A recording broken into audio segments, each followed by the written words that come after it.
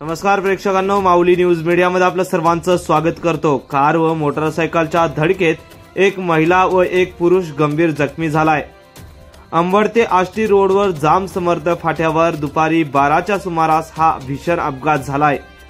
या अपघातामध्ये एक महिला व एक पुरुष गंभीर जखमी झाले असल्याची माहिती आहे।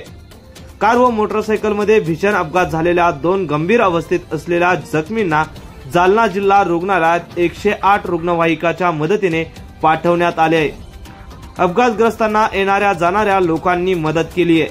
मात्र अपघात होऊन काही तास उलटले तरी घनसावंगी पोलीस घटनास्थळी दाखल झाले नव्हते। यामुळे घनसावंगी पोलीस कर्मचारी कोणत्या कामात व्यस्त असतात यावर आता प्रश्नचिन्ह निर्माण होत आहे। या बातमीचा आढावा घेतला आमचे प्रतिनिधी सोमनाथ मोटेसह श्याम जाधव, जालना।